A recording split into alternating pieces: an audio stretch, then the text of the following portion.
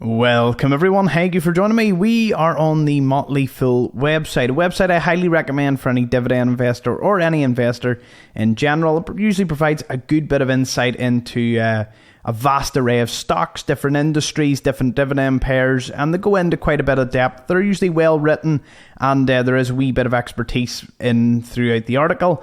It's also their own spin on them, so you actually learn different perspectives on companies, and that can be really useful in you leading to your own decision making on any company. Asking loads of questions is one of the best ways to do it. I came across Supermarket Income Reit. Now, this was suggested a few weeks ago by a subscriber, Tom. Thank you, Tom. And the thing being, I hadn't gotten around to doing the video yet, but I was just reading an article, and Primary Health Properties, PHP, company that many of you will be very aware of, did a video on it.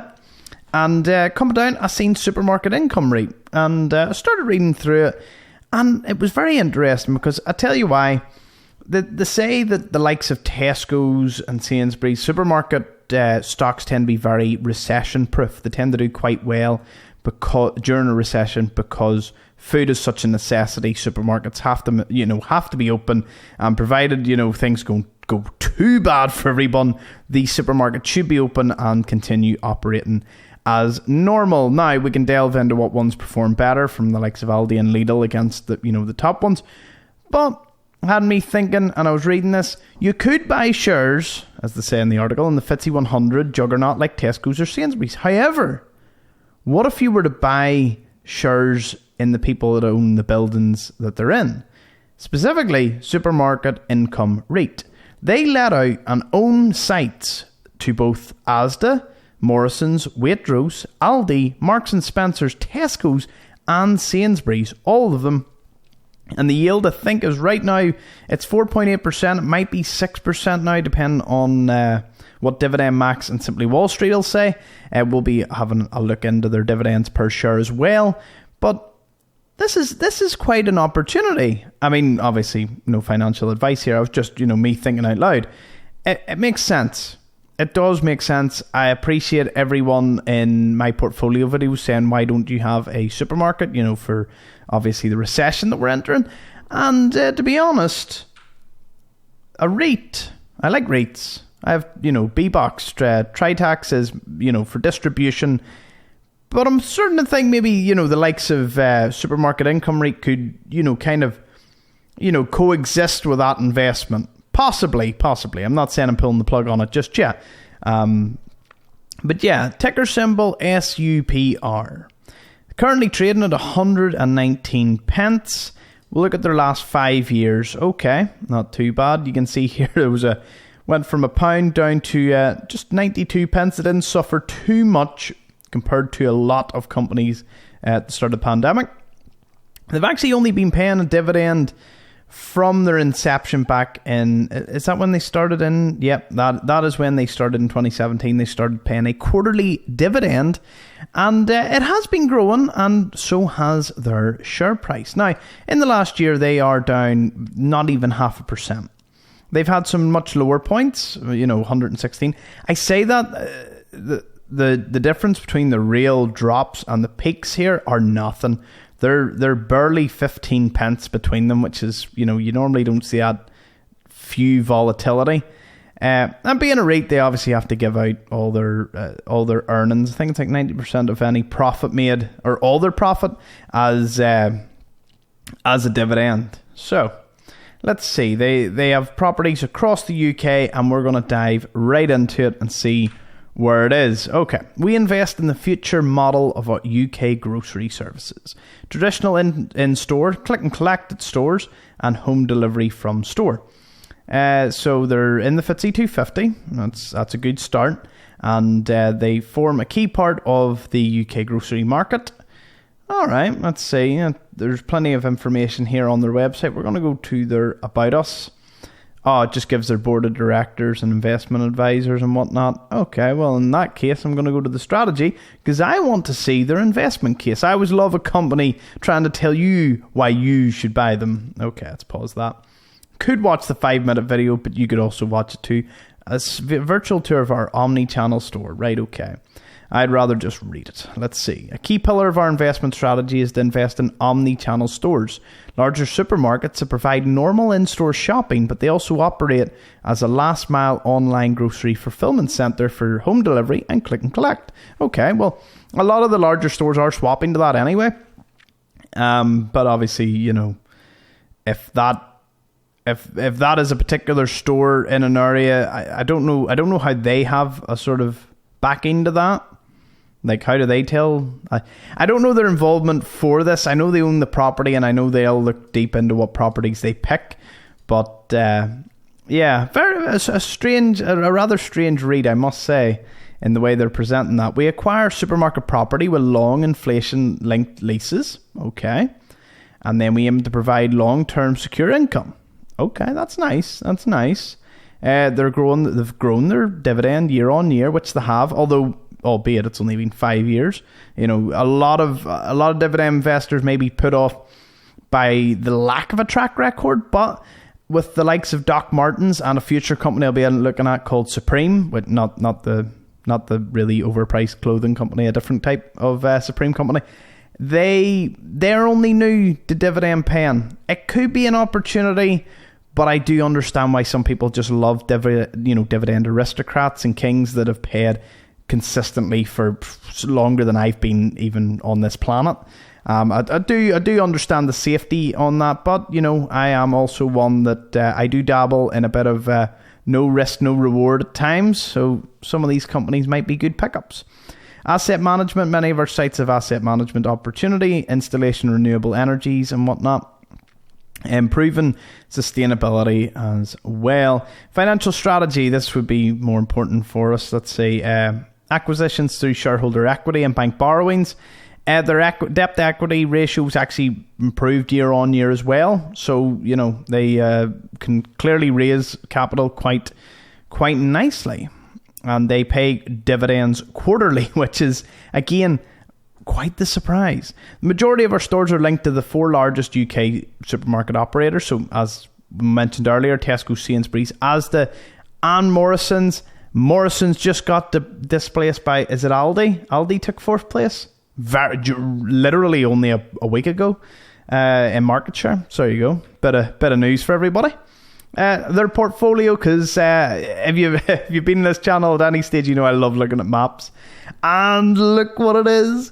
Bangor Sainsbury's is on the map. Northern Ireland, they actually have a bit of property on my little part of the UK.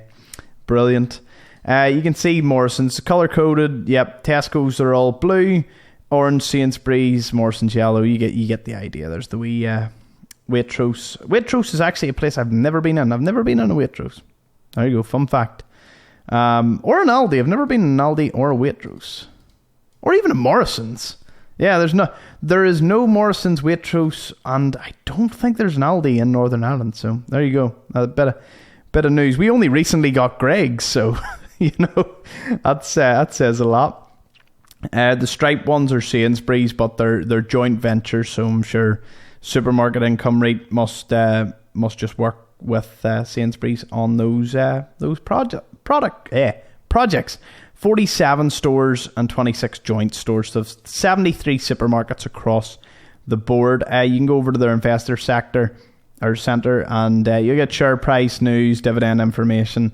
There is quite a lot of stuff there. What I will be doing is I will be jumping into... Oh, I already had that open. I will be jumping into one of their presentations. Did I... Nope.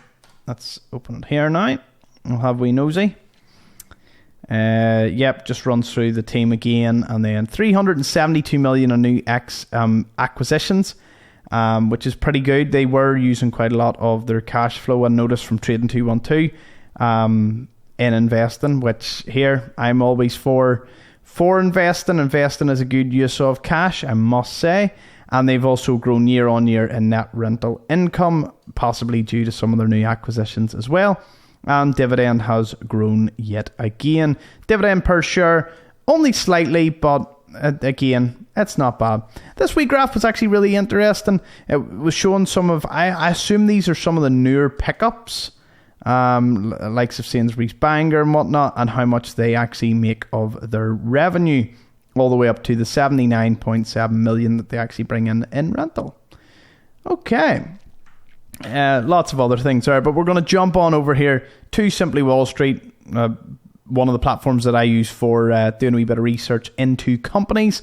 I do pay the yearly membership. It's £180. But obviously I've paid for that to do videos for this channel and to show you. I think the free version, you can only do like 4 companies a month that you can look at. You can look at those 4 companies at any stage, and then I think it resets into the next month, or you can pay for it. Unfortunately, I don't have any affiliate code or anything to get things cheaper. They actually turned me down on that one. Hopefully I'll reapply for it in the future and I'll be able to get you a bit of a savings if this was a platform that you'd want to use, because I do use it to monitor my portfolios, watch lists. It is really handy. Definitely, in my personal opinion, it was very worthwhile, especially for the channel. But you can hopefully sort of use it through me as I have a look through everything for you. Snowflake analysis. This is the website. A lot of you will be familiar with this, but for anyone not, it goes over 5 things here: the value of the company, the future, its past performance, the health of the company, and its dividend. I've never seen a Snowflake so perfectly balanced. Thanos would be proud. All 2 out of 6. Now, obviously, it's not green and it's not yellow. It's actually amber, but everyone's saying it's maybe, it's slightly overvalued with limited growth. However, coming into a recession, maybe this isn't a bad one. So, rewards, its pays below. That's good. Earnings are forecast to grow. Nice. Earnings have grown. Very good. I wouldn't worry about the debt not being well covered, because it is a REIT after all, and shareholders have been diluted. Okay, I might worry a wee bit about that, but we'll look into it. Dividend of 5% at the moment, and large one-off items impacting financial results. Okay. A few of the other ones, I don't really know if any of them are really competitors, but we'll carry on here. Expansion, we can click on that. Bit of news. What did they do? Tesco Supermarket in South Wales, they got, not bad. Came with the 10-acre site, has a 16-pump petrol station, and it's just good to see that they're investing. Acquired from M&G. I think they're a really good dividend pair, I think, M&G. If they're the people I'm thinking they are. Haven't done any videos on them yet. Might have to actually put M&G in. Anyway, let's not get lost on going through Supermarket Reit here. So, sitting here, quite pretty in the pay ratio, not too bad.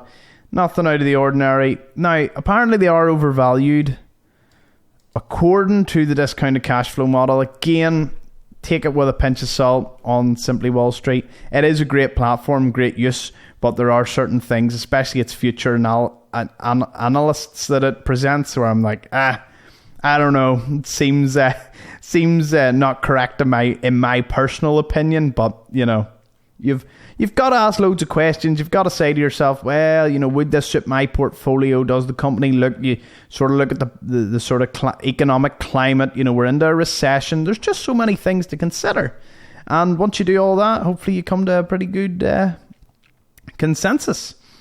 So yeah, growing quite substantially there, and analysts have it to drop in the next 2 years and then to grow after that. I don't know. I remain a wee bit more optimistic. But again, it's one of those things. It'll be on my radar, and I'll have to see how it goes. Past performance, again, is not too bad at all. Down to financial health. They, as a REIT, they've a lot of assets, an awful lot of their liabilities. And then when it comes to their debt to equity, again, they're growing the gap quite substantially, 27% up to 42% in a little over 2 years. Let's see, physical assets, and then they've cash, and then equity. That's REITs operate a wee bit differently to a lot of other businesses. All we need to know is that they do pay quarterly. It is currently 4.95%. It's not at the market's top 25%, but it is higher than the industry average. And dividends per share have been growing just ever so slightly. The yield kind of dropping because, they haven't really went down in value per share. All right, let's see ownership. Always love to go down. There's some insider bought nearly 500,000 shares, worth over 500,000. Not too bad. Who owns most of them? Columbia Management Investment Advisors. There we go. Owns 82 million shares. That's a chunk of change. All right, on the Dividend Max, one of my favourite websites for dividends. As you can see, they pay quarterly. The next ex-dividend date is the 6th of October. That means that you have to own a share on the 5th of October in order to be entitled for the dividend. I know in a lot of other videos, you may have heard me saying you need to own it on the date, but it is safer and more correct that you own it on the 5th in order to get the dividend payment, which is then paid out on the pay date. Declaration date's just when they announce the ex-dividend and the pay date. Okay, so yeah, we don't have a lot of track record for them, but what we do have, they've been growing, and that's good. Growing 2 to 3% every year. Here, they've started off at a pretty strong level at 5%, so it's one I'm going to keep under the radar. Just seeing into the in towards Christmas and all, I'm going to be keeping an eye on them, and they will be on my watch list for the foreseeable future. But let me know down in the comments section below, does any of you have shares in Supermarket Income Reit? If so, how much do you have? Are what made you choose this Supermarket Income Reit? I'm always curious to hear your opinions. And of course, any comments you do leave, it does help other people, including myself. So we're all here to just help each other and learn more about dividend investing, especially in the UK market, which for me is not covered nearly as much as it should be. Everyone's all about all the flashy US dividend stocks, and yes, a lot of them are great established companies, but I think that the UK market has an awful lot to offer as well. Moving over to Trading 212, the brokerage that I use for my own investing journey, that you can see my portfolio update that I do every month on UK dividends. I'll soon be doing a US one as well, so do stay tuned towards Christmas for that one. It gives you a wee bit of additional information on the company. Then it goes on down just to give you market cap, revenue and whatnot. A few nice, neat graphs, and you can see they obviously spent an awful lot in investing of last year. Maybe seeing it as a good opportunity. Who knows? But yes, let me know what you think in the comment section below. Thank you for joining me as always, and I will see you all in the next episode, which sneak peek, Supreme Imports. Discovered these guys not too long ago. We will be looking at them, and I'll be adding a section to the end of all my videos where you see we sneak peek as to the next company I go onto. They've only paid 2 dividends thus far, but it is looking promising, growth and everything with them. So yeah, if you want to bounce on over to this video, be sure to have a wee nosy. Thank you.